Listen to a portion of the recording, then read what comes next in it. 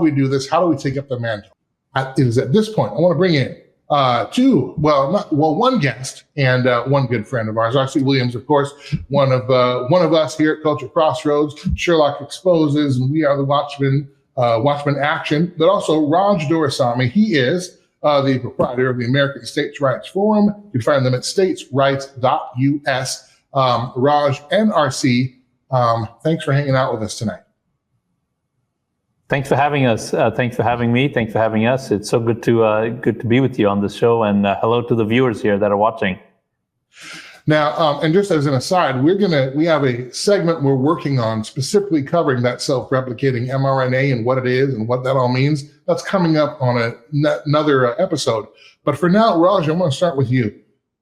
You are one of the ones providing a solution because, as I mentioned in the open, we vote people in over and over again. And as I just gave you this example, the same cockroaches keep doing the same things. We're trying to preserve freedom. We're trying to preserve liberty. We're trying to preserve what America is. You have offered one solution that is the American States' Rights Forum. Tell us a little bit how that got started, what gave you the idea, and what is it? Yes, so thank you very much for that opportunity. So this is American States' Rights Forum is a movement that has actually been founded by a team of people. RC, who's on the show as well, is one of the people that are helping us move this forward. But to answer your question, we find ourselves in a very unique part of American history where, for the first time ever in any country that I'm aware of, we have an opportunity to correct the sewage from within. What I mean by that, normally when countries, and you can look at every major power in human history, Greeks, Incas, the Romans, the Egyptians, they become prosperous, they become corrupt, they self-implode, and some other foreign entity has to come in and there's a major correction. I don't know if there's ever been a time where we've been able to correct that from within, and that is what we have the opportunity to do right now with what happened on November 5th. But the important thing here is the conundrum you said earlier, that the same people that have caused the problem are still working hard at perpetrating their agenda. One way of saying it, and I heard this someone said, is right now the blue states are all coming up with a plan. Maybe that's an oversimplification, but the people that are opposed to this election result are working hard, diligently coming up with a plan.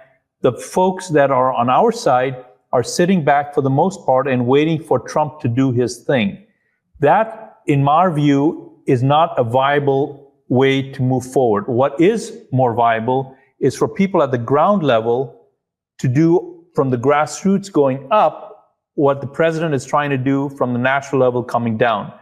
Why that's important is because any sustainable change requires people at the local level to take action, strategic action. For those of you who haven't watched it yet, I'm just going to plug RC and Juliana's book, Empowered to Act. A lot of what we're doing is based on those principles. So if you haven't got that book, you got to get that book. But let me get to some very specific examples. Number one, pastors. This was a big part of the November 5th election. If you recall, before November 5th, massive focus on the 32 million Christians that are not voting, massive focus on getting that huge block to move. So pastors have got to take advantage of this opportunity and lead their flock to make sure that their Christian worldview is felt and seen in their communities at the local level with your city council members, your county council members, your mayors, police department, sheriff's department, on and on and on. And we'll talk about exactly how you can do that in this conversation we're having here today. But that's number one. Number two, folks that are wanting to have reform, whether it be in the health space that you just talked about, or in the election space that we have been working on for many years, or in the economic space, or in the education space, now is your opportunity to double down and push the ball over the finish line, because unlike the last 4 years, corruption is no longer in vogue. Wokeness is no longer in vogue. Looking the other way when children are being mutilated is no longer in vogue. The president has been very loud and very explicit that all of that kind of corruption, those moral decisions that lead to the abuse of our most endangered people, our children, that is going to be removed. It's going to be removed from the court, the education system, for our fiscal system.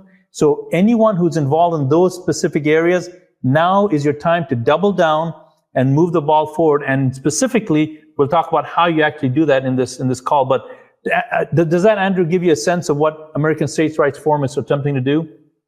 Yes. I'm curious a little bit, if you could, just maybe a 30,000-foot view. You mentioned you've done a lot of work in the election, and I would assume then, or draw election integrity space. Can you describe just a little bit of what that has looked like?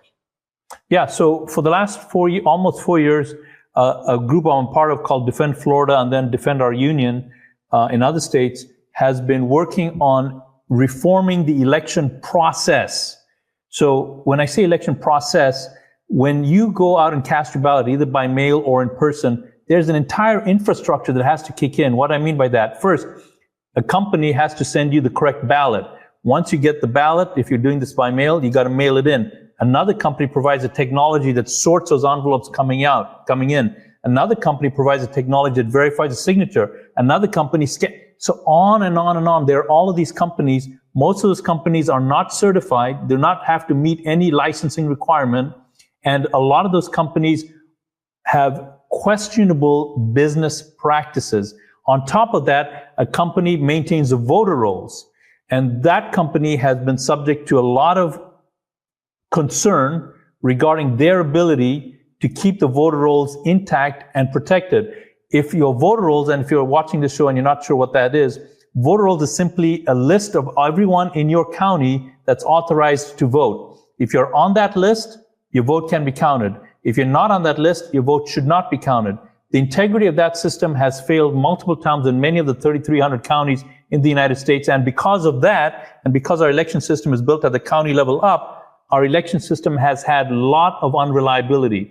So what happened on November 5th was a gift from God, in my view. It was a miracle, in my view, because although the malpractice, the manipulation occurred, because it did occur, there were so many more people that voted for the president that even with the manipulation, we got the result that we got. Why this is hypercritical is because in 2026, you're not going to have the Trump bubble. In 2028, you're not going to have the Trump bubble. So election reform is critical and must be done expeditiously. We've got 2 legislative cycles between now and 2026 to get this done. So people need to move on that fast. If people are interested in how to do that, defendflorida.org, defendflorida.org is a website that you can get started into that conversation. There are many organizations doing that, but that's the one I'm working with, Andrew. I see. Raj mentioned that the genesis for the States Rights Forum and statesrights.us came out of Empowered to Act. We've talked about that book on the show. We'll continue to talk about your work there. How did your work become part of the genesis for States Rights Forum?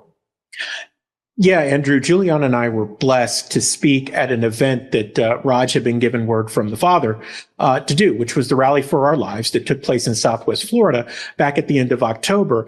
And in that, in our presentation, we helped to provide context around why these issues, in particular abortion and the legalization of marijuana, why they were important for people to understand.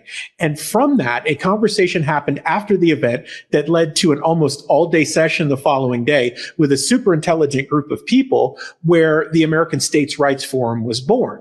Now, the core of nutting and bolting, so to speak, in getting people empowered to act, the decision was made. It's like, wait a minute, the book is basically a how-to on the steps that we need to take in order to get this done. And that's really where it was born. And Andrew, I think there is something to that.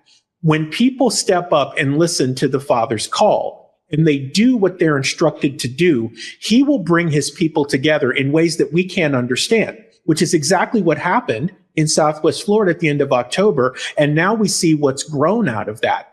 Andrew, the other thing too that's really important, states' rights. Most people have no idea how our structure in government actually works and just how much power the individual states have. Chris Ann Hall does an amazing job of explaining the 9th and 10th Amendments of the Constitution and just how important, and we talk about it on the show all the time, the self part of self-government is. And the American States Rights Forum really looks to key on that because power in the states means that the people are empowered and their public servants are brought to heel to do what they're supposed to do. Raj, we got about 4 minutes in this segment. I want to get some boots on the ground. Describe a little bit if we're a part of States' Rights Forum. And I know right now it's coming out of Florida, but also, you can correct me if I'm wrong, we're targeting many, many states and hopefully can build a movement. So somebody watching, maybe not in Florida or not connected, how can they start that in their state? But what does it look like to put these things into practice? Yeah, so the mission here, as RC said, is to stand up the local government. So I mentioned a lot about the county, the pastors, local county, that extends up to the state level. That's how our country was designed. Now, specifically, what does that look like? If you're watching this show, first action we're asking you to do is go to statesrights.us. You can see the website behind me. Fill out the form so we can get in touch with you and we can start sharing with you how we are going about doing that. But let's get into that how and what that looks like right now. First, we're focusing on specific key areas. I'll give you an example of some of them. Education, the economy, health, defense and security, of course, elections. So we have a broad range of topics that we're working on. American States Rights Forum provides policy proposals designed to equip senior state leadership, your governor, your Senate president, your Speaker of the House, and equip them and encourage them to assume their constitutional duty and authority in managing the affairs of their state. This is important because of the following. For decades now, we've had two bodies of leaders that have not assumed their correct position of leadership. The governors, the state, the Senate, and Speakers of the House have all allowed themselves to be pushed around by the federal government. That's group number one. Group number two are the pastors. The pastors, many of them, have allowed themselves to be pushed around by the culture, afraid to take stands because of retribution. We have a new era now where both those groups must and should step forward. If they do that, then all the things that we are working to do can actually be built on a foundation that is local. Remember, Jesus said, first preach the gospel here, then Judea, then Samaria, then the uttermost part of the earth. There's a geographical sequence. That's why the foundation has to be built here. The foundation, my friends, is not in the White House. It's not in Washington, D.C. That foundation, if it's built that way, will crumble, or more accurately, will be co-opted by whatever special interest group or whatever foreign country comes and captures that. When, however, the leadership is built where you are, that, my friend, is the foundation of stone. And that, my friend, can sustain the time. And that is how we can bring the brightest years of our nation to be in front of us, not behind us, Andrew. Doraisamy of statesrights.us, thank you for your time and sharing. If you want to know more about that, or you want to get involved, please visit statesrights.us. You see it there at the bottom of the screen. RC will be back with us in the next segment as the rundown is next on Culture Crossroads. Don't go anywhere.